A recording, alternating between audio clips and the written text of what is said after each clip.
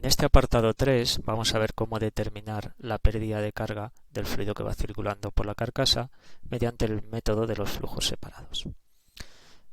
Para ello vamos a ver que la pérdida de carga que sufre cada uno de los flujos, de los 5 flujos en los que dividimos el caudal total que circula por la carcasa, se puede calcular a partir de esta expresión. Cada salto de presiones es igual a un coeficiente alfa por el flujo másico sub i al cuadrado. Y ese coeficiente alfa es igual a esta expresión, una constante k, que ahora veremos diferentes correlaciones para determinar esa constante k para cada flujo, dividido por 2 veces la densidad del fluido y por el área correspondiente a ese flujo. A sub i es el área de paso de cada una de las corrientes y m punto sub i es cada uno de los flujos másicos. Bien, de esta manera el método de los flujos separados consiste en, como ya vimos, que el caudal total que circula por la carcasa se separa en los diferentes flujos que tenemos dibujados ahí, donde vamos a dibujar esquemáticamente un sencillo circuito fluidodinámico con diferentes resistencias que representan las pérdidas de carga de cada una, o las pérdidas de presión de cada una de las corrientes. Tendremos aquí otra rama y aquí otra tercera resistencia. De tal manera que si este es el punto 1 y ese es el punto 2, se corresponderían con este punto 2 y con este punto 1. Por aquí circularía el flujo másico que va en bypass y por aquí el que va en flujo cruzado. Al llegar a la ventana en la parte de arriba se unen ambos flujos másicos y tengo el flujo que va circulando por la ventana. Estas dos resistencias representan por donde va circulando las fugas de caudal.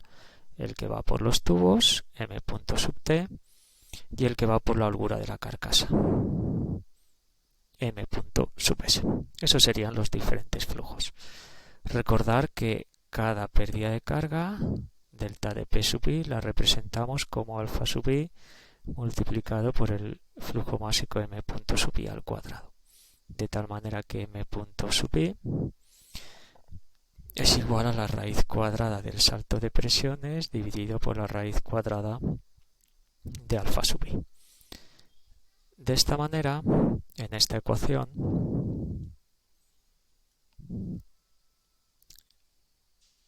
esta raíz cuadrada del salto de presiones es equivalente a la caída de tensión en un circuito eléctrico, raíz cuadrada de alfa es equivalente a la resistencia y el flujo másico es equivalente a la intensidad de corriente que circula.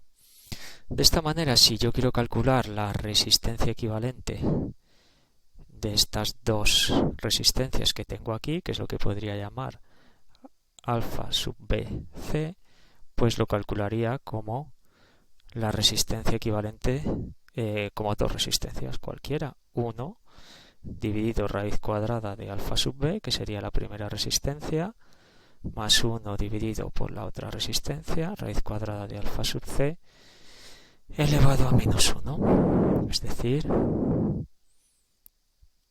alfa sub b elevado a menos 1/2 más alfa sub c elevado a menos 1/2, todo ello elevado a menos 1. Y esto sería raíz cuadrada de alfa sub bc, de tal manera que alfa sub bc sería alfa sub b elevado a menos 1/2 más alfa sub c elevado a menos 1/2, todo ello elevado a menos 2. De esta manera, la pérdida de carga entre el punto 1 y el punto intermedio, punto A,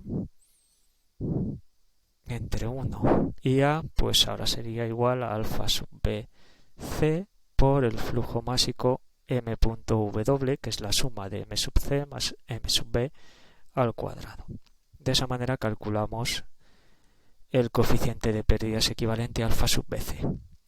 Luego estaría unido en serie con alfa w y esas tres en paralelo y podemos calcular el circuito fluidodinámico equivalente. Bien, de esta manera, siguiendo este razonamiento, se puede determinar alfa sub p de acuerdo a la expresión que tenemos aquí en la transparencia. Cogemos de nuevo el color rojo que sería el equivalente, el coeficiente de pérdidas equivalente, que multiplicado por el flujo másico total que circula por la carcasa al cuadrado me da la pérdida de carga total en todo un salto de un deflector. Y a partir de esos diferentes coeficientes de pérdidas alfa que tenemos ahí, pues podemos determinar la fracción de flujo que circula en flujo cruzado, es decir, el flujo másico en cruzado dividido por el flujo másico total que va por la carcasa. Y también las que van en bypass, por la ventana, por la holgura de los tubos y por la holgura de la carcasa. Ahí tendríamos todas las fracciones de flujo determinadas. Los diferentes coeficientes alfa que hemos visto que dependen de una constante K y de diferentes áreas que ya hemos visto anteriormente cómo calcularlas, veremos ahora algunas correlaciones para diferentes casos. Por ejemplo, para las pérdidas en bypass, el coeficiente K sub B. Vale, esa expresión donde n sub s es el número de parejas de enderezadores de la corriente que ponemos. Recordamos que cuando tengo colas flotantes poníamos unos enderezadores de la corriente a ambos lados para forzar al fluido a circular en flujo cruzado con los tubos y entrar en contacto con los tubos. Fijaros que ya he multiplicado por 2, con lo cual, como siempre se pone en pareja, o se pone una pareja o se ponen dos parejas. N sub s sería igual a 1 o 2. Si pongo enderezadores de la corriente, K sub B aumenta, alfa sub B aumenta, y en consecuencia, si volvemos para atrás, veríamos que esta resistencia, que sería la de bypass, aumenta, con lo cual al aumentar esta resistencia circula más caudal en flujo cruzado, que es el objetivo buscado con los enderezadores de la corriente.